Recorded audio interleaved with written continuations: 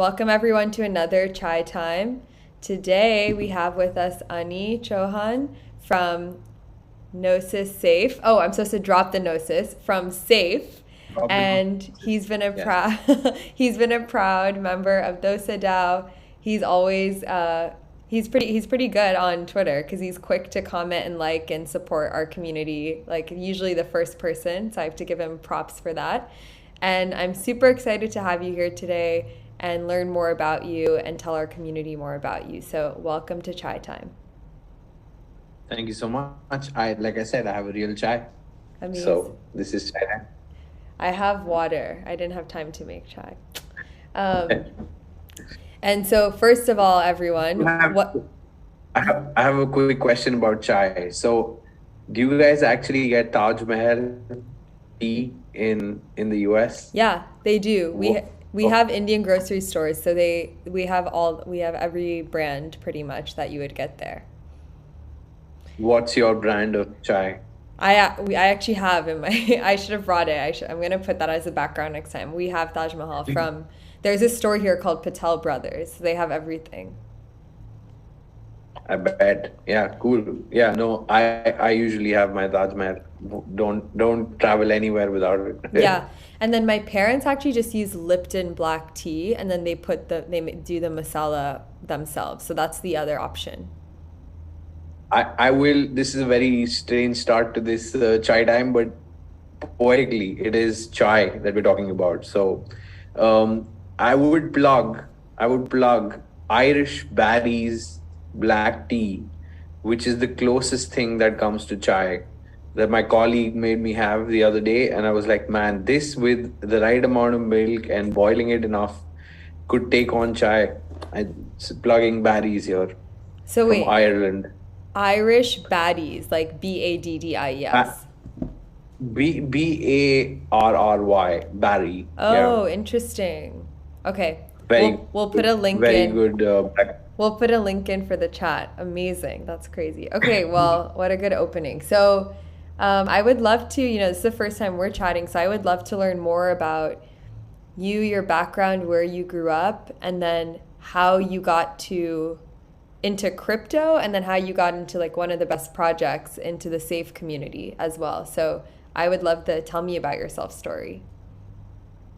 Tell me about me. Okay, cool. Let me give you a good summary. So I was born in India, um, and yeah, was born in New Delhi and lived there for most of my life. Went to school, went to uni in Bombay, studied engineering there.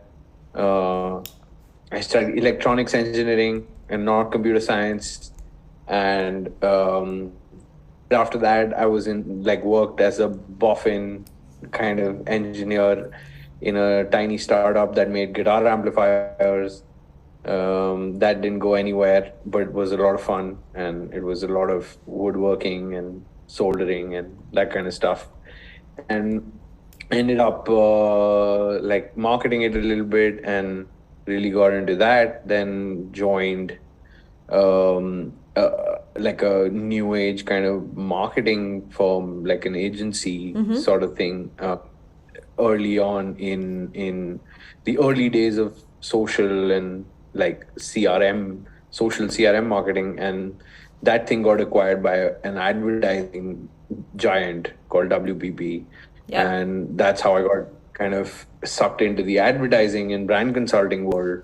I spent most of my time at like big brand consulting firms in India, a couple of them, and then eventually I, was working in an agency or a brand consulting firm that was born out of Google. So they were called Toaster. They used to be part of Google Creative Lab, and their only client was Google, and they worked only with Google globally. So I ended up working with Google India for a bit, and then they moved me to Singapore, and I was in Singapore for a long time, and then went back to brand consulting. Right, like this would have been probably 2018. I worked with TBWA, which is like a stellar creative brand marketing agency and consulting firm, and yeah, enjoyed the hell out of that. And yeah, that's where roughly around then was the second wave of crypto that was going on, and Singapore was like a key market where all this action was going down, Right. and a lot of projects were based out of there. I personally got into crypto in 2016, I would say. So I have a few gray hair. That's why I wear the hat. But yeah, professionally, I got involved in the second kind of cycle, and that was perhaps, yeah, 2020 even, yeah, somewhere there. And I got involved with a bunch of projects just from a consulting perspective. Helped launch BitDAO, which is one of the largest DAOs probably in the world by Treasury. Also, interestingly, one of the largest users of Safe. And yeah, I launched them, worked with Bybit as a client. Again, at this, just consulting, brand consulting for them. And then I was like, okay, what do I want to do next? And that was the kind of the professional moment of, do you want to sell sugar water, or do you want to build the next? It was very much like that, because I literally had like a very nice consulting gig.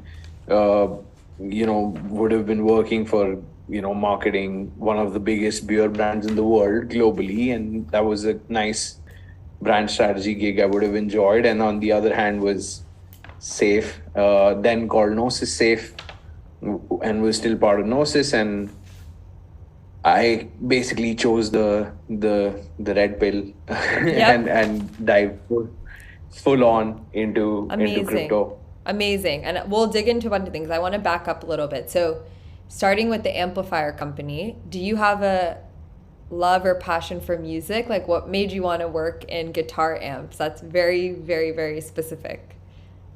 Yeah, very specific. Actually, a friend of so I was studying electronics engineering, and I was pretty bored studying it for the most part. It was very like, I think all the cool stuff that was happening in school was around like microprocessors and chips and like Wi-Fi and communication protocols and all that stuff, which was kind of not, it was very modern and not something I was super interested in.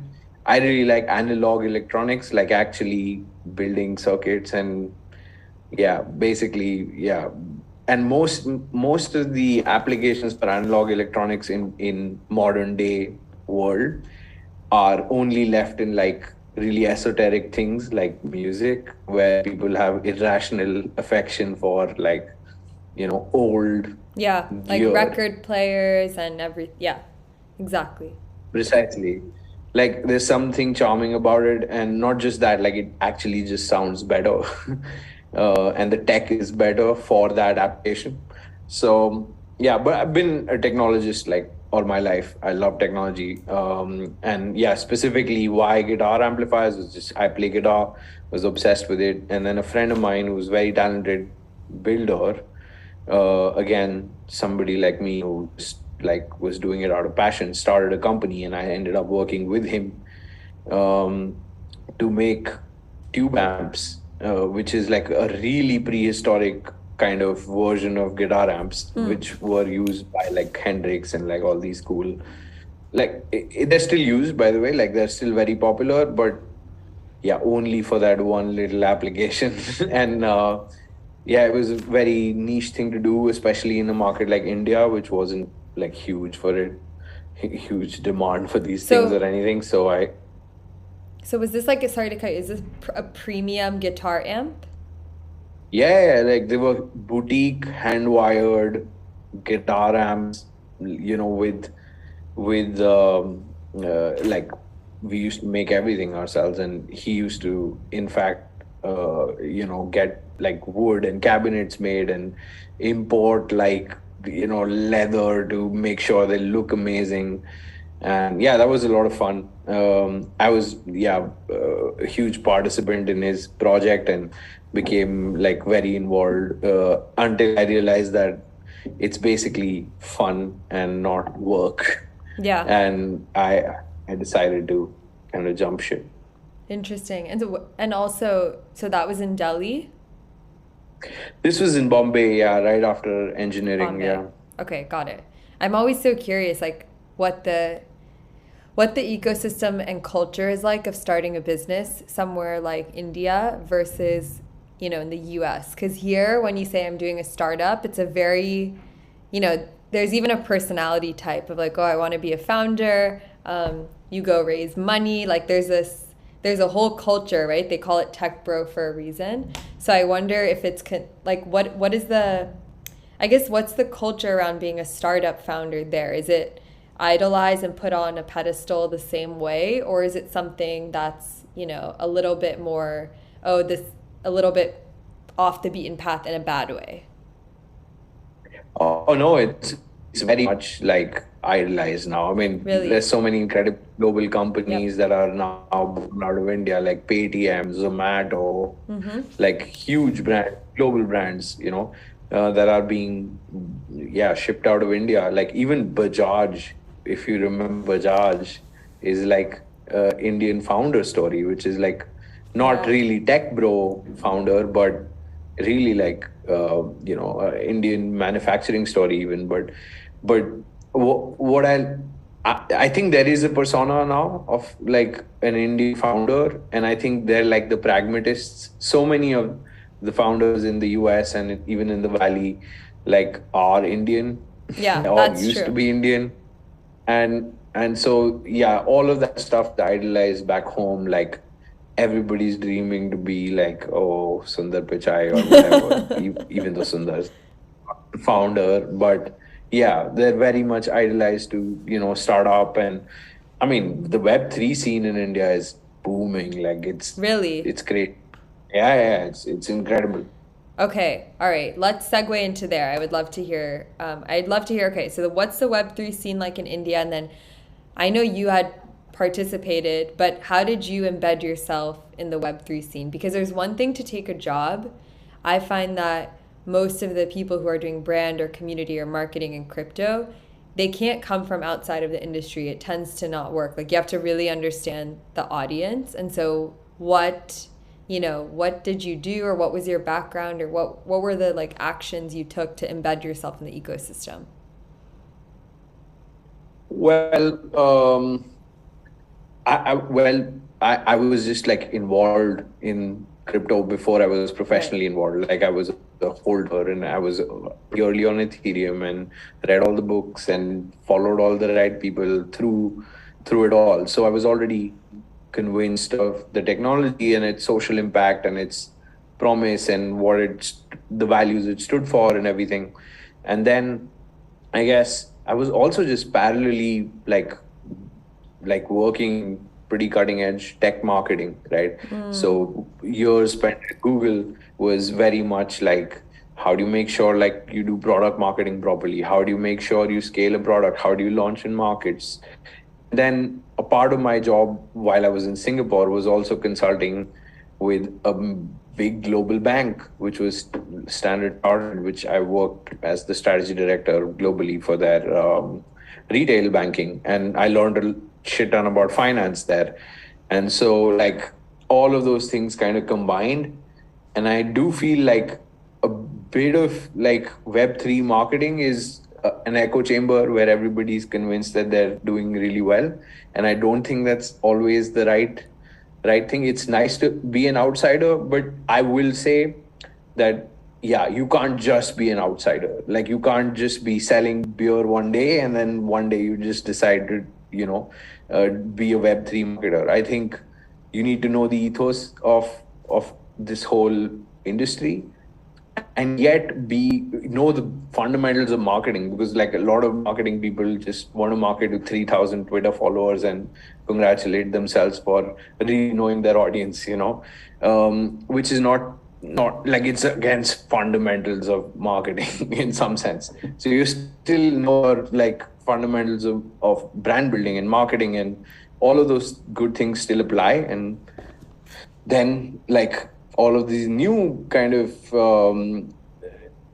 paradigms of this industry also apply. So you kind of somehow have to mix and match those and see what really works and study what really works, and then take it from there. awesome. Awesome. Okay, so tell me more about the Web3 scene in India. Yeah, I was at ETH India Mm-hmm. in December, and it was like a football field of hackers. It was like 3,000 hackers not going home, sleeping. Like they had incredible organization by ETH Global, and shout out to them. They had like a whole bunk bed kind of floor and mattresses. You remember mattresses like lying around in Yeah. Indian households? Exactly. Like it was just like a giant, and it wasn't like multiple floors too. It was just one big field of hackers. We had our most successful hackathon in India that we did globally. We had about 30 teams, I would say, like 25, 30 teams building on top of Safe and building some really incredible account abstraction products.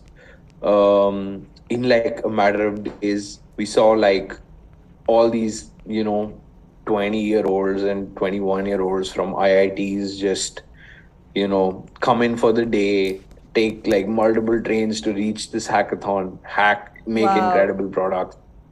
And what was really cool was like we go to hackathons globally, right? Like from like South America to like everywhere. Like we are in Denver right now.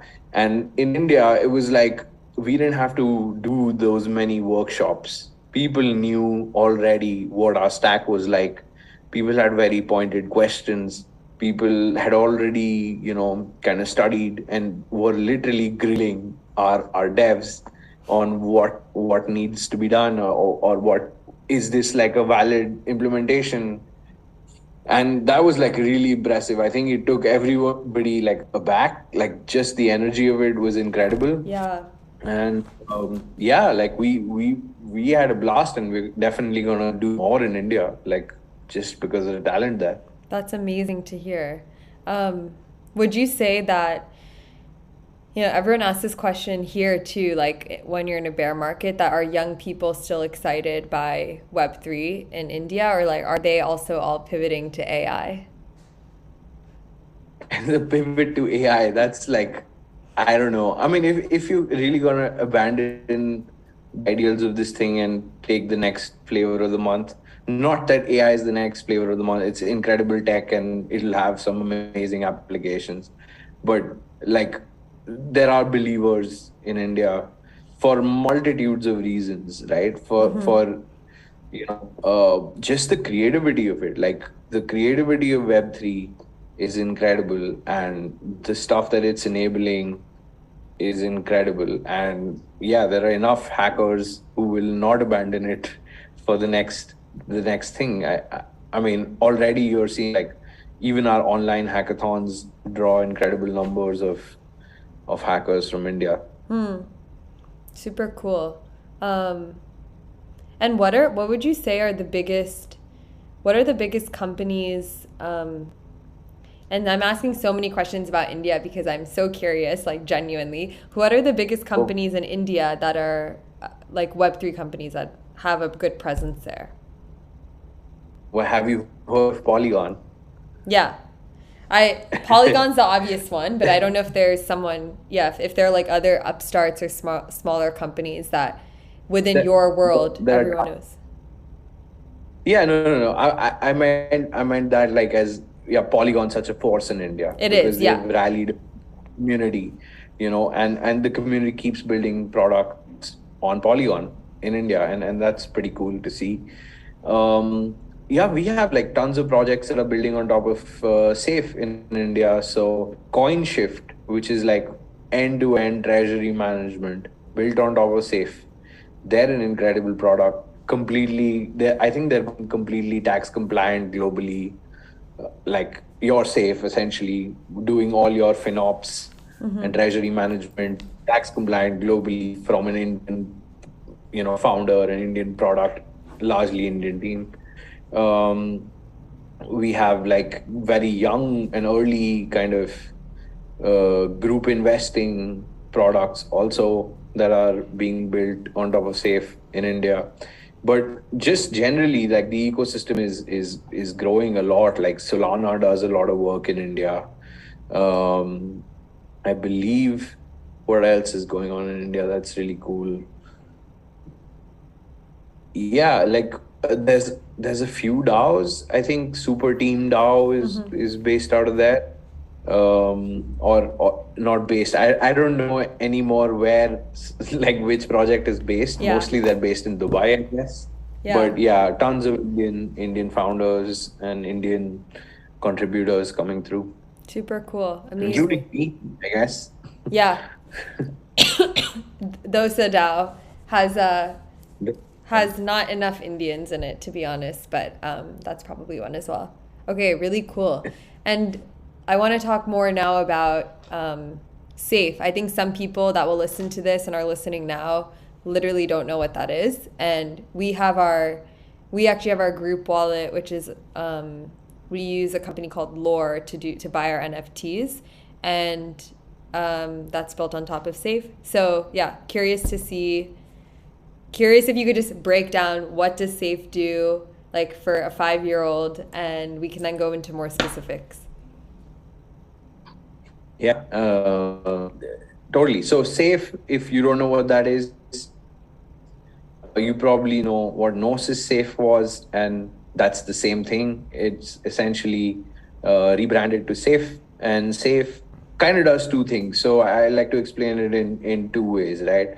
One thing that Safe does is it's the multi-sig wallet that everybody knows and loves, right? So multi-signature means you have trustless kind of coordination with multiple people. So you can co-own things thanks to Safe, right? As an account, which can be sent by multiple private keys. So typically, if like five people want to own one thing or own a bunch of money together or assets together or NFTs together, they can do that using Safe. And that's like a big use case. It's a use case for co-management of assets, and it's a use case for just security. So you as Maya can just have five private keys, and you can program your account to respond to like three out of those five or like four out of those five.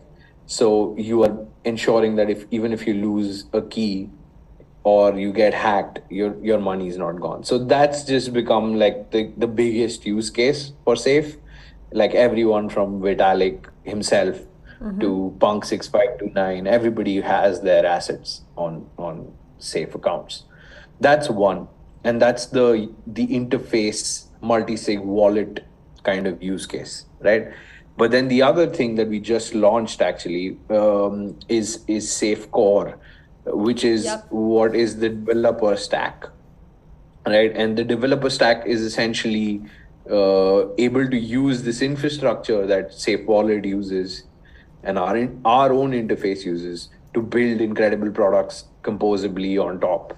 And one of the coolest examples of that is previously called Prism, now called Lore, which is an incredible co-ownership of NFTs product that is built on top of Safe, right? Where you can collect together and essentially collect stories and artifacts online with internet friends that you don't know, but just know off the internet, and you don't have to trust them again because this is like trust minimized or a trustless way to co-own things where we don't have to trust each other and we don't have to trust a central authority to coordinate like this joint account. Right. And that's pretty cool. And yeah, they're only one of the 130 teams that are now building on top of Safe incredible products in every realm. So everything from gaming to NFT to DAO tooling to everything is being built on top, which is quite cool. Super. Utopia, which also is also a product built on Safe. Perfect. Let's just go through the Spice Capital portfolio and we can see every single company. Yeah. So many. Then let's go through it. Yeah, Den as Like well. on chain. There you go. So many. So many. Yeah, so we're aligned. So Just go on. like that's exactly what I'm saying. Like we see ourselves as like low level infrastructure to make sure that incredible use cases can be built in different things. Like chain like Dan just said, like we'll make a faster, better multi-sig than Safe does, right? but we'll still build it on top of the same infrastructure. So they went and optimized like for UX, because they're an incredible team that does that really well. And yeah, like that's the beauty of working in Web3 as well, where you don't have to kind of challenge every standard and reinvent the wheel. We all can build on top of these low level portable protocols, right? Yep. Yeah, definitely. I guess one question for you is how has it been? I mean, you came from more of an engineering background, though it wasn't computer science, still you have that engineer mind. And then from going from that to brand, like how has your life and way of thinking changed? How is your, are you happy with that decision? Yeah, I just want to know how things have changed since making that switch. I think I'm both right brained and left brained. Like I do enjoy the analytical side of things, but the more I went down that path, I realized that that's like there's always enough people optimizing for that, and not even people, like just computers are optimizing analytical side of things. So the delta in something working or not working, or being successful or not, is going to be creativity and vibes and whatever you might call it, right? That Yeah. kind of differentiator is not necessarily going to come from out computing something, Yeah. because that's just a race to the bottom. Like you literally buy, I don't know, I read this book by Jaron Lanier, called Who Owns the Future, where he literally says like the way to amass most wealth in the world is just buy the biggest servers and out compute everybody. And literally, like he predicts that GDP is directly proportional to a country's computing power. So whichever country literally buys enough servers, theoretically should be able to amass enough wealth and disseminate all the risk to everybody else. And that's it. That's a perfect machine, right? And so like the out computing everyone part didn't really interest me beyond a point. Right. And I realized that honestly, I wasn't the best engineer. Like I would not, like I was a hacky engineer who built like guitar amps that were probably not the best in the world. But I really enjoyed the creative side of things, and I really liked marketing for that reason, Yeah. because it was more cultural, and it was like it's very if I was to put it in an equation, or in like, it's a very multivariate equation. Yeah. That's Basically, funny. like the marketing puzzle is not empirical, Right. right? But you have to make bets in so many little things to be a little bit better than Yeah. everybody else, and get noticed and win in the market, essentially. Yeah. um and that's what I really enjoyed, so I ended up like deep diving nerdily into that. Love it. Love it. Yeah, I was just talking to someone. I had a call earlier today, and we were talking about marketing and fintech and crypto. And I was talking with someone who's a content creator, and they were like, it's not about the scripts you write or the content strategy you do. They were saying the number one thing is to be good at brand is empathy, because they said you have to really understand. You have to, like, when you're saying the vibe, that means you have to be listening and understanding somebody well enough to know how they vibe with you, or like if they read a piece of text, what emotion is it going to evoke. So you have to be able to understand their emotions, and that's just a very hard thing to train, especially if you come from like a very analytical background. There's no formula of how to generate a vibe. It's like somewhat of pattern matching, I'm sure, over time, but you have to be able to really listen to other people and see how they react. So yeah, I think in a way I'm definitely more creative brained, and even though I work more, let's say, on the fun side, but I always think about this. I think I'm so. convinced. You and I are internet friends. Like DosaDao, super creative, right? Yeah. It could have been South Indian DAO, or like Right. whatever, like South Asian DAO, but it isn't. It's Yeah. DosaDao, because Yeah. dosa somehow captures the imagination of a collective, better than South Indian Dao, right? Like that's Right. lame. And Dosa Dao has vibes. Same with Spice Capital. I love the name. Yeah. Like we literally got invaded because of spice, There you right? go. It, it's a huge economic story. Like, and you're conveying so much with just choosing spice as a name, and every little detail kind of matters. And I like the fact that you chose Dosa Dao as Spice Capital. And what other food products are you bringing us? I know. Let's see. Let's see. um, yeah, I've been thinking of some. I always have some other projects up my sleeve, but we won't share any alpha here. Um, No alpha. no alpha on this one. This is very boring, very serious, but this is really cool. How are you? I mean, how are you feeling about just going back to the whole South Asian world? I mean, on in America, I feel like there's this huge explosion of interest in South Asian culture. Of course, this was already happening for the past 5, 6 years around, like within, first generation brown people. That's already been a trend up with all the movies and stories. But now it's really interesting. Like I just watched, I had watched RRR. I'm sure you watch. And the way I found out about RRR was nobody in my family told me. It was normally Indian movies. It's from my WhatsApp group chat with everyone, right? From everyone from Bombay. It sends you stuff on your 70-person WhatsApp good morning group chat. Now this time it was from my American friends who were like, this is like Marvel on steroids with action and dancing sequence. You have to watch this movie. And I was like, how did I not know about this movie? And then I looked up and I mean, so many things. I have so many thoughts about this movie. One, I didn't know about it because it was probably not traditional Bollywood, right? Like it didn't come from traditional Bollywood. So it missed my family's North Indian. So it missed that whole chain. And then two, I think the like, I still don't understand why it got so popular in the West and why so many American and art kids loved it. Maybe they were making their rounds in the film festival, but I'm rambling, but that whole thing was crazy to me. And just seeing like, I have a theory yeah, on tell me the why that theory. happened. Why? The theory is that there is some that it's like a colonial tale, right? Like And Lagan. It reminded me of like Lagan. Lagan, like Yeah. Lagan, and Lagan did pretty well in the West too. I think like Yeah, it it did. got nominated for an Oscar and everything. And I think like it's like, oh, it's the right thing to do. Like nominate this movie or award it because it's chosen that subject. I don't think like the story was like incredible or anything. I think it was over the top, like most Indian movies are. Much better done than Bollywood movies because the South Indians have sense, right, and are interesting.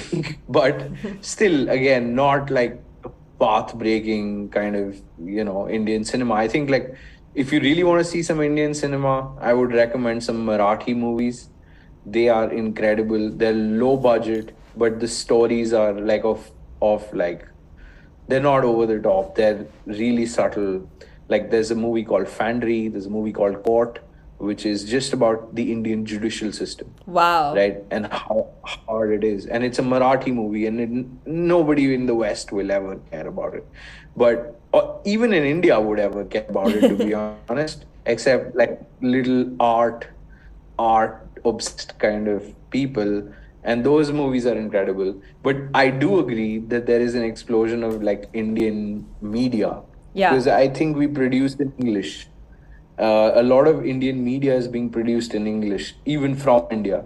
So you have like all these comics, like I'm sure you know Kanan Gill, Yep. and like probably Pratik Kuhar is a big thing I don't in know the him. US. Who's okay, good. It's probably for the best. But We'll yeah, he's cut this like part out. No, no, I'm kidding. like It's good. It's good he's like critique. this. He's like an Indian singer songwriter who writes both in English and Hindi, and is like selling out like stadiums in the US. And it just boggles my mind that like Indians creating content in India, or like writing movies, or putting out records there, they have a market in the US. They probably don't have a market in India actually, but since they produce in English and there's such a diaspora of Indians abroad, that they sell out world tours pretty much. That's crazy. Yeah, I mean, the only person the last thing was AP Dylan was probably like I'm pretty basic on the Brown music, honestly. I don't know any of the new folks. Like but to me, I heard he sucks live, but to me, like everyone I knew in the West went to his concert. Like it was sold out in Texas, all over the place. So Really? it's very interesting. I love some like Indian stand-up comics from the US actually. Like there's a new guy who's really funny. He used to be a writer on SNL. I forget his name.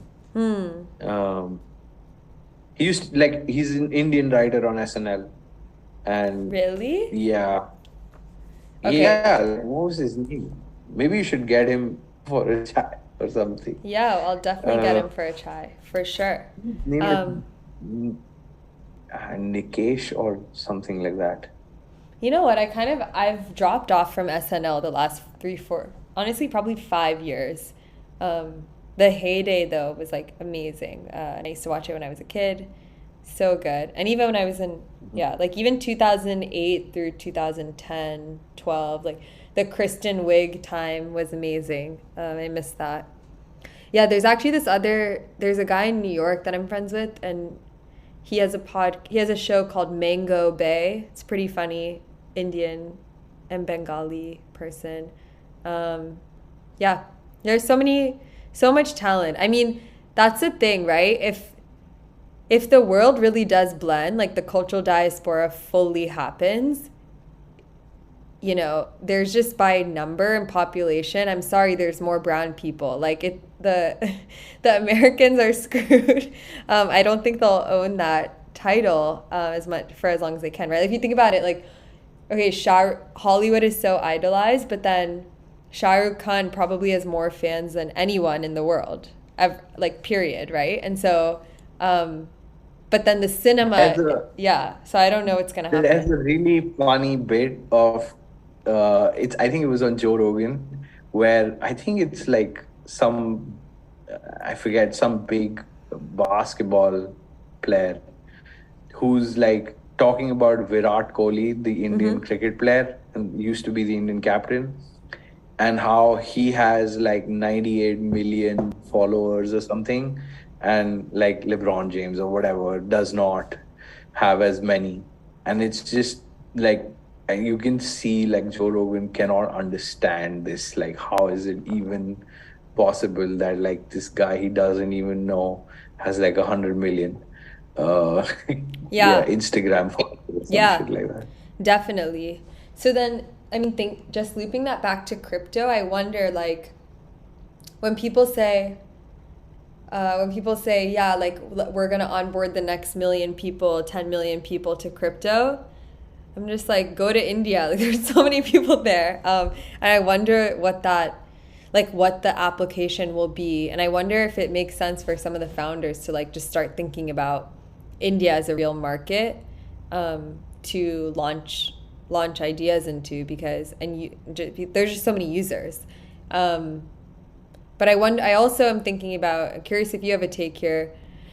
Is there anything, at least on Ethereum, like we're probably both quite Ethereum maxis. Is there just a hindrance because of gas fees and just overall cost? Like, is it unachievable without Polygon really coming to full scale for Indians to participate in the crypto ecosystem right now, like the average person? I wouldn't say it's just like Polygon, but absolutely like the cost of like a transaction on mainnet is pretty high, and like yeah, if you truly want to onboard like let's say 100 million gamers right in India, casual gamers, that's not going to cut it for sure. I think though that like what we are building and what like this whole account abstraction Mm-hmm. kind of movement within Ethereum is really gonna onboard like probably the next 100 million crypto users. Because one thing is for the tech to scale, right? That does not mean adoption. It just means there is capacity for adoption, right? The tech can accommodate X million people. It doesn't mean it's The easy users are enough for them. there. Right. Like good luck trying to explain seed phrases and jumping networks, like to do a simple in-game transaction. No way is that ever gonna fly, right? So account abstraction actually is that key upgrade that kind of solves this gasless transactions. And you don't have to worry about what network you're on, and you may be able to log in with just your social login if you so want. Like that's the account can be programmed essentially to do anything, including all of those things like gaslessly transact and jump chains and all those good things, right? Which are essential user experience things. They're not scalability things, because the scalability will get there. Like there's a great roadmap of dank sharding, and like the tech will get there. Let's assume it's like the Moore's law, right? The Right. Moore's law says that keep increasing at a certain rate, and it's probably true for Ethereum. We have good kind of proof of record that they've already scaled like they said they would. And yeah, that's an achievement in itself, right? But Right. it does not mean adoption. UX is a key ingredient in getting actual users to use the tech. Even though the tech is scaled, doesn't Right. mean it's reached user and Right. adopted. Yeah, no, that's true. I think that's a common. I mean, I see it on Twitter, right? There's so much noise around scaling without any.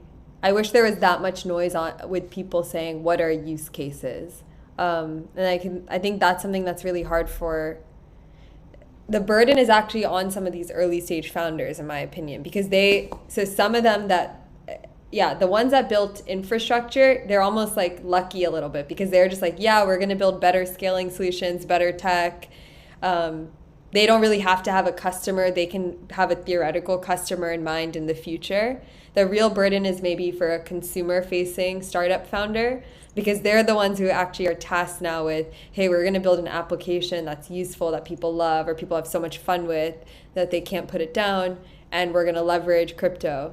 And those folks, I think, are in a bit of a pinch right now, because the overall user base has just completely exited with this bear market. And so, yeah, I wonder if some of them will try, spending time in different geographies of the world, because so much of crypto is more meaningful to people in other geographies. It's less meaningful to you if you have a really stable currency. And so I find it interesting that still US is such a big hub for crypto instead of other countries, and maybe some founders should go, we'll do a DosaDao excursion around the world to find crypto use cases. I mean, there's enough, examples of it working in LATAM, for example, Right. where the currency fluctuations are Exactly. incredibly hard for people. But there was although it was like Ponzi-nomics, I think the the, the game the GameFi stuff really took off in Philippines, Yeah, where just a kid was playing Axie and making minimum wage, I know. just sitting playing games for a little while. Completely unsustainable and completely wrong. Be that as it may, it's at least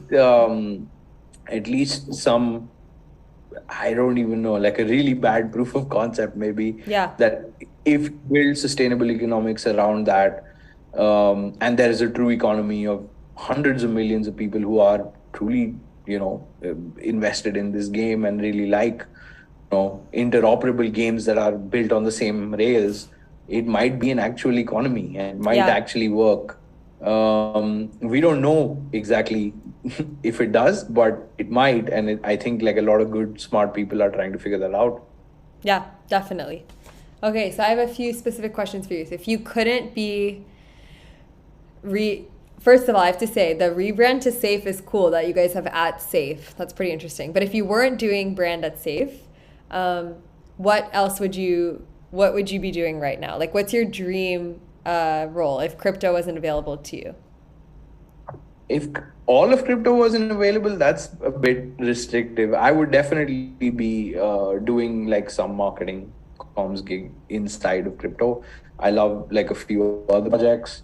Um, yeah, what would I be doing? I nearly quit everything and like went to guitar making school. So I really wanted to learn how to build guitars and like be a luthier. And it was really like an apprenticeship Wow. in like Spain, living with a guy who's has been doing it for generations.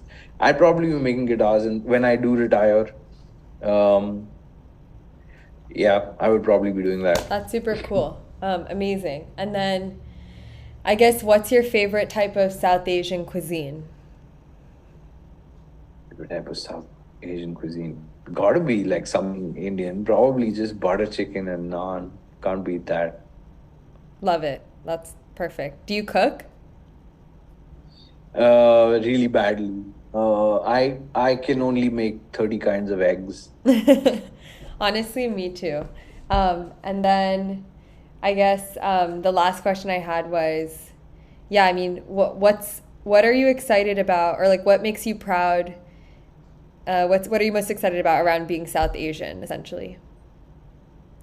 Um, I think it's just our time in the world right now. I really feel like that.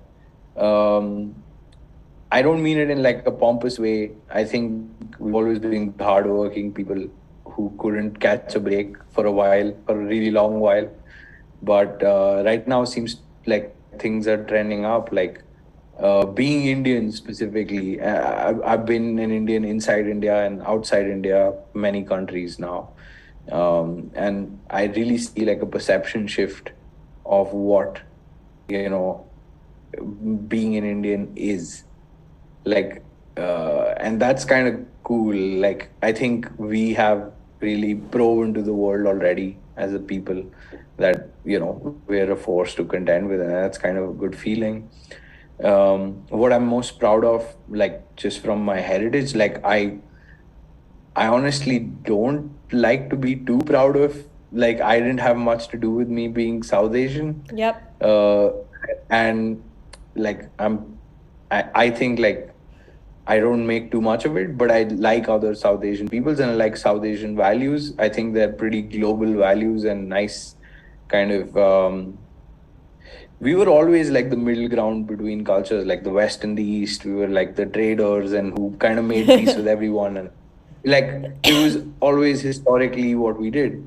And I like the fact that we're like, even now, kind of the peacekeepers, kind of the everybody's friend, and I like that vibe that comes out of South Asians in general. Love it. That word vibe. That's your persona. Why Figuring out what the vibe is. I really want to vibes are do. important. Yeah. Sorry, what were you saying? I was saying vibes are really important.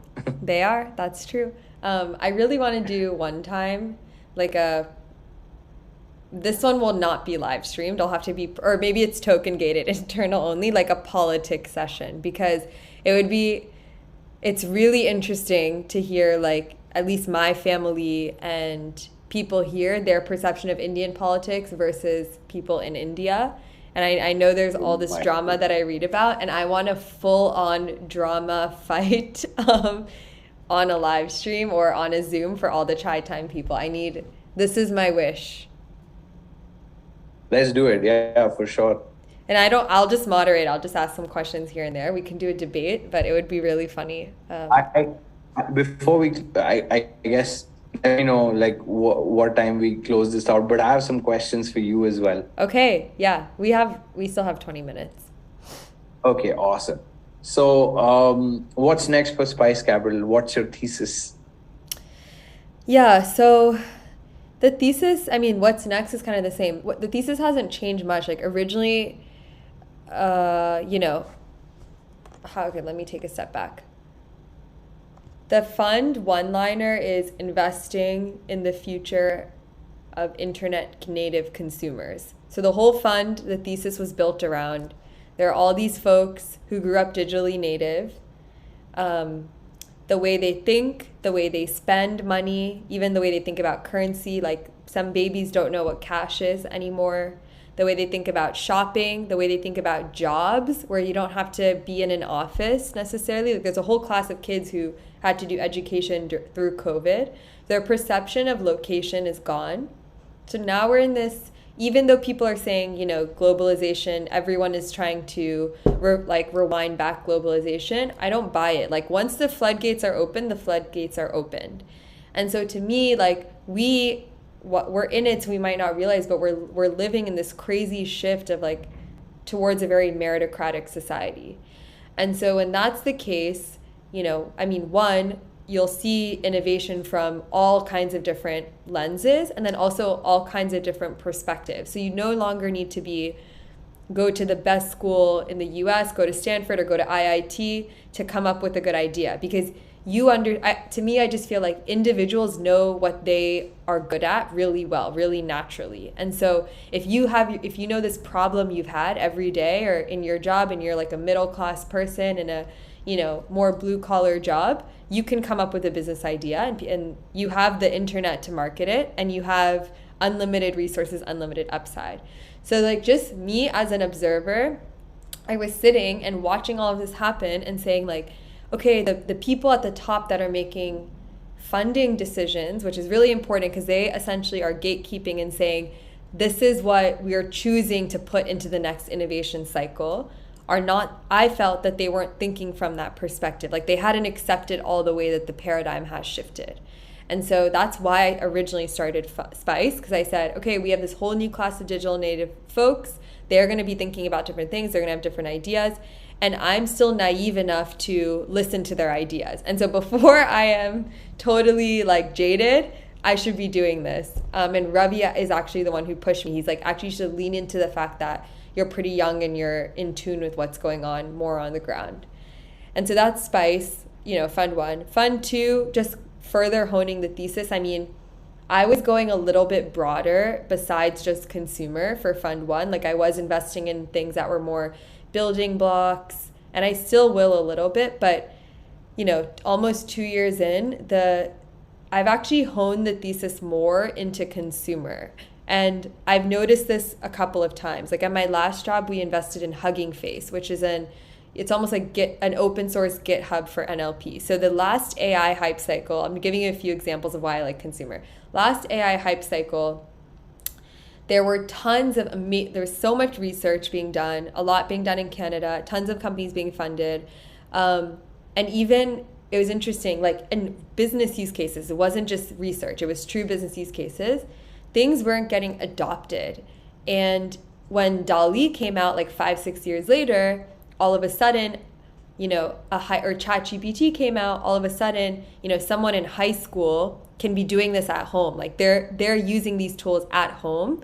And like my gut feeling is that some of these Fortune 500 leaders, right, when they see their kids are using ChatGPT for their homework, they pay attention. They're like, what is this? What is this that my kid's using, right? They go to their team and they say, hey, we need to develop an AI strategy. What use cases are we looking at? And like, this is really how the decisions flow. I saw the same thing happen in crypto, where in crypto, again, super theoretical, lots of financial use cases. Some people say like Bored Apes, you know, made it mainstream in this last cycle. I would say NBA Top Shot. Like I was there when Roham did their first launch for NBA Top Shot. And they did a big marketing campaign. They interviewed a bunch of NBA players. I was working for an NBA player at the time. And this, you know, nobody even knew what blockchain was that was buying Top Shots. It was like just degen sports lovers. And it was that mainstream use case of sports. Like American sports is so huge that convinced everyone to look up what is an NFT. That convinced like your dad to say, what are you buying? What did you just use my credit card for? And it's like, I'm using an NFT. So I think you need these like consumer use cases. And actually, I'll back up a little bit. Even with the NFT boom, I had people calling me. Like I almost even thought, should I start a consulting business? Because random Fortune 500 CEOs, sports team leaders were calling me and saying, we need a crypto strategy. Can you help advise us? I'm sure the same thing to you. Like every company wanted to have one. And it was usually, Yeah. and when I asked why, they would be like, oh, all the young kids are into it. We need to have some perspective here. We need to put some money into R&D here. So like if that's what's converting business decisions and dollars flowing into an industry, then I need to be right at that intersection before something takes off, right? So that's kind of the, I'm just like honing in on the consumer thesis, especially in crypto where I felt that I'm not going to be able to drive much value to like dank sharding or whatever. Like I'm not technical enough to understand that or be in the weeds. Like I'm not going to improve your code marginally or help you with cryptography, but I understand You people. won't outcompete. You won't I will not outcompete. outcompete. Yes, I will not outcompute. Exactly, in your words. Good callback. But if it's about understanding people and what they'll use and what's real and what's not, I think there's actually too little of those types of folks making investment decisions, who are like 100%. bringing us back to reality of amazing, you built this, like who is going to use it? And like you are building businesses, you have to build like real products and have users and have metrics and generate revenue. Otherwise it's a one-way system, like it's not a charity system. And so that's kind of my overall, that's what I'm excited about. Whether, it doesn't matter what the I dig tech, it. the building block is. It's just, to me, like, they, innovation hype cycles will happen. Like you're saying, Moore's law, things will get exponentially better. Somebody needs to be there on the consumer side being like, what are people actually using? And then hopefully that's spice. Let's see. Very cool. Very cool. Yeah. I mean, 100% agree that, and there's like a lot of good actually research that says that really the product market fit for all of crypto even is actually NFTs. That's the non-financial part of it, Yeah. strangely enough. Like I don't know if you've heard Punk 6529 speak on this. Like I think I didn't hear him speak on it, his but yeah, go on. it's so good about the NFT thesis pretty much, and like how that's truly the usable part of crypto. It's strange to think like with all this, financial assets and finance people involved, the actual consumer side of it so far, apart from speculation of you sell something to somebody else, which is a financial asset, is actually been NFTs, and that has some psychological value. It's not just financial value. So you might get an offer, right, on an NFT, which is a lot more than what you paid for it, but you might still not sell it because you have some emotional value attached to it, and that's bizarre and silly to say that JPEG has that Yeah. in some sense. It does, and it's incredible. Like yesterday, I'll give you an example. You saw the base launch, right? We were part of the base, Oh, a yeah. Yeah. Coinbase base launch. Yeah. We were launch partner for that, and they came out with an NFT mint on Zora to commemorate their launch, which was called Base Introduced, and it had like 400,000 um, collectors, like for NL2, 400,000 collectors is ridiculous. Like probably the largest open mint in history, right? And then we quickly like permissionlessly learned from that, and when we launched Safe Core 2 days ago, we also did a Safe Core introduced Open Zora Mint, and today it has 5,000 collectors, and it's largely from the community and their friends and people who just think the visual is cool and would not sell it. Like it's just a piece of history that you end up owning on that day. Yeah. It's cool. It It's is like cool. it's really interesting. It's really interesting for sure. Yeah. And then, yeah, it definitely is interesting. I think there's And like I said, it's also like very internet native. Like exactly, exactly. I cannot explain this to my mom. Like we all own JPEGs and Yeah. we paid gas fees for it to mint it on mainnet. She's like, "What are you even talking about? What the fuck is this?" Like, I know. cannot explain. That's what I should ask. I'm like, explain your job to me like you explain to your dadi. That's actually the question I should ask because probably there's no point. There's no to even try. But I was saying like, okay, if you think about Yeah, I mean, I do still feel that a lot of NFTs, like I wouldn't say the majority of people are holding it for the community. Like that's a smaller group, but that I think it's okay if it's a smaller group because if I think about again, we're saying, the younger generation is growing up digitally native. There's a social currency you have, and it's the same thing as I've been listening. It's a 3-hour podcast. I've been listening to this Louis Vuitton podcast called it's on Acquired. It's the whole story of Bernard Arnault and Louis Vuitton and Dior and how they have had this like crazy success in the West. And it's super cool. And ultimately it's getting to the root of, consumer psychology.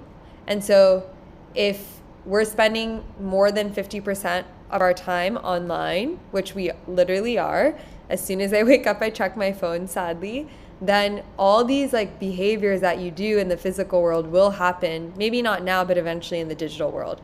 Whether it's through, PFP projects, I don't know. I'm not sold on that, but there will be some sort of digital identity that will be developed over time. Like we're already doing it, it's just less cohesive and it's not tied to our financial identity.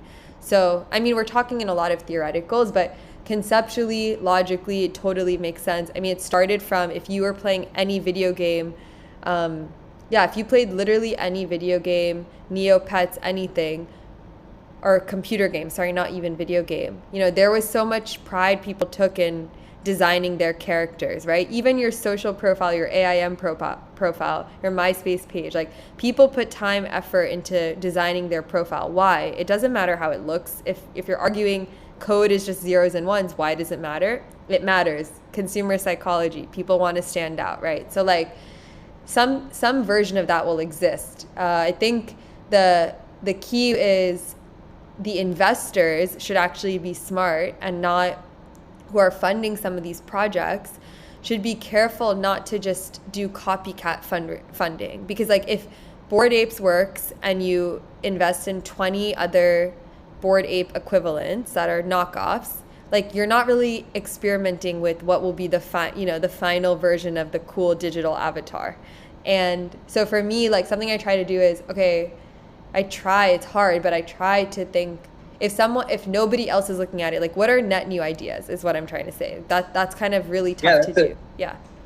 And that's a very marketing look on things actually. Yeah. Because novelty, right, is part of the appeal. And that is why I think like a lot of brands are interested in NFTs because they see it as not technology. They see it as collectible. Yes. Like, and brands are anyway always been collectible. Like the collectible kernel, like what's the differentiator value that I can provide? So right. Like Starbucks moving their loyalty program to NFTs is a story, like because they know that people collect these coffee stamps and those are actually collectibles, and that's real estate, psychological real estate that they own already in consumer minds. It's just that the tech is just a better way to track it. Of collecting. Yeah, exactly. Yeah. Right? Yeah. I mean, it's really interesting. And like what you're saying, which is like optimizing for novelty as opposed to, copycat stuff, right? Because that's never going to appeal to like consumers. Having another like copycat of something is like having a fake of a brand. And it's never, maybe in Berlin, even that's cool, like Post or something like that. I don't know.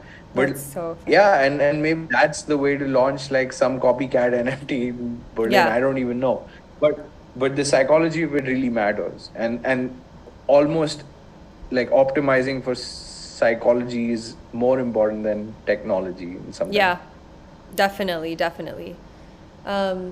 Okay, I think maybe we leave it at that. This has been awesome. This is great. I feel like we could chat for hours. Definitely bring some of your cool South Asian Indian friends that also live in Berlin, that travel the world, bring them into DosaDao. And thank you also I'm going to go back and rewatch this to find the movies and artists you suggested because I don't even think I've ever watched a Marathi movie, so it'll be cool for me to see. Hey, check out Cord. I'll send you the link. I'm happy Okay, to send you the link. And yeah, super fun chat. Let me know when you're in Berlin. I will. Yeah. Awesome, awesome. Okay, well, have a good evening, and I know it's really late there for you, and we'll talk on the internet. Talk on the internet. Bye now. Bye. Cheers. Record.